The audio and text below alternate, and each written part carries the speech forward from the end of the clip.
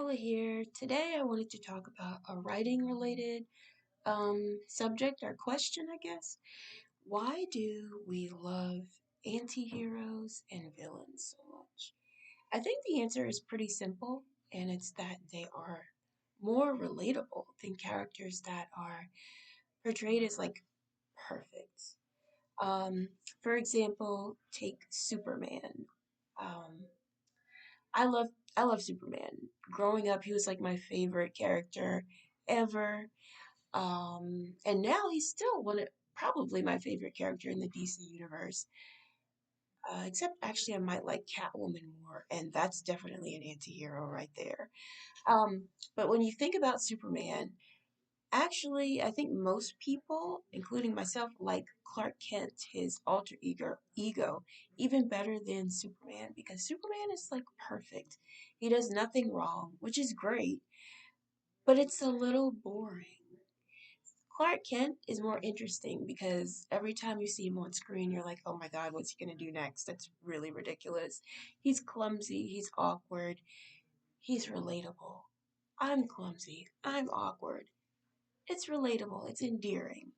So the same can be said also of straight up villains. Like if you've seen the show Breaking Bad, I think most of us have seen that.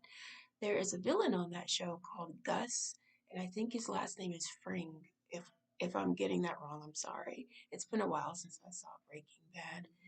But Gus is very well written. He is a lot of people's favorite villain. The things that he does are evil.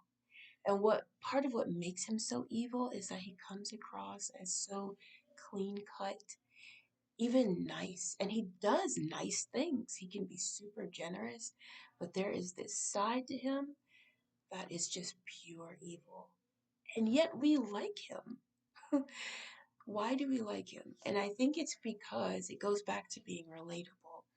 What the writers did in Breaking Bad is they didn't just plop this evil person in our lap and say, here, hate him.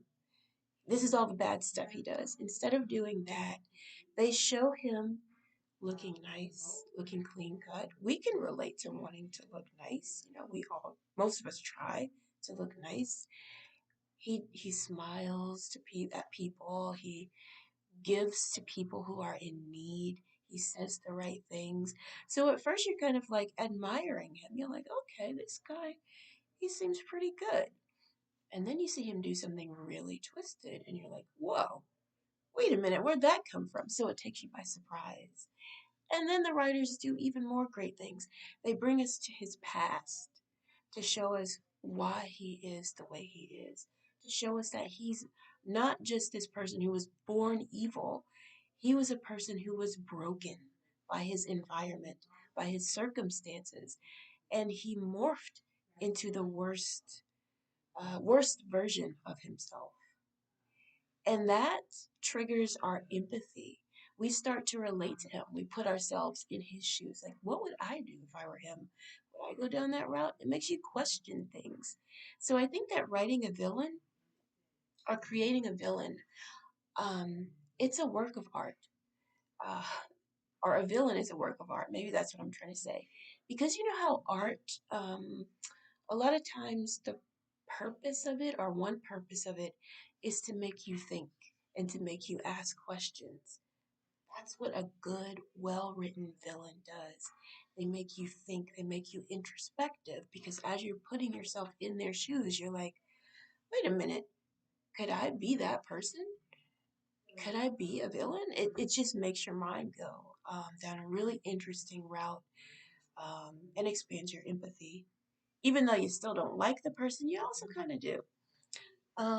There's another really well written villain who I wanted to talk about, but they like just slipped out of my head. Maybe it'll come back to me. But I did kind of try to do that in my South Louisiana High book series. The first book in the series is this one. It's called Almost Fair, and I apologize if you can hear the noise in the background. But anyway, this book is called Almost Fair, and it has three main characters. because the story is written from three different perspectives. Like each chapter has one of those. I can't talk. Each chapter is the perspective of one of those three main characters, and one of the three main characters is a troubled child. Like she's got some tendencies that if she were my kid, I'd be like, hmm, this is not good. We need to nip this in the bud. But the thing is, the poor kid goes through a lot in the story. She ends up getting kidnapped and experimented on because this is a science fiction book.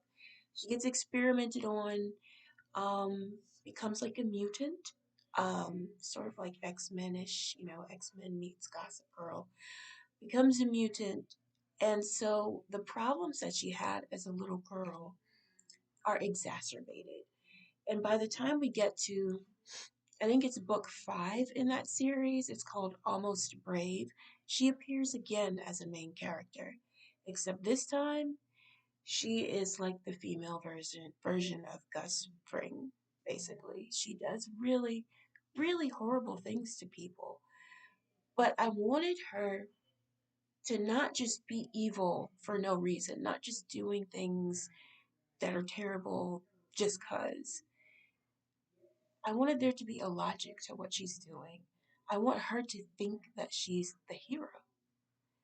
And if a person were to read this first book and see what she went through as a child, they would understand why she developed the way that she did, why she became this person who made really bad choices and like murders people and thinks she's doing something good to save the world.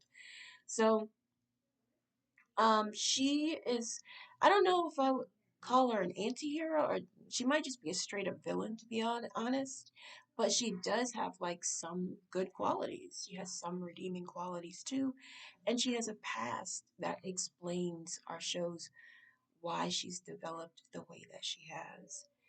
So I think, even though I'm not like the best writer in the world, I think that those are things that we as writers can do to make sure that our villains are characters that readers want to read more of, that they maybe even like to a certain degree. They hate them, but they also like them.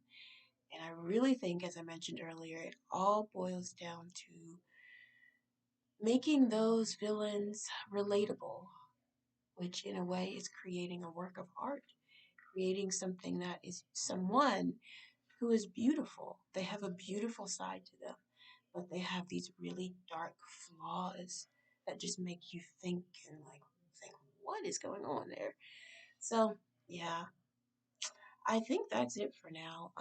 Thank you for watching, and if you have any other thoughts about why we are so attracted to villains and anti-heroes, please leave them in the comments.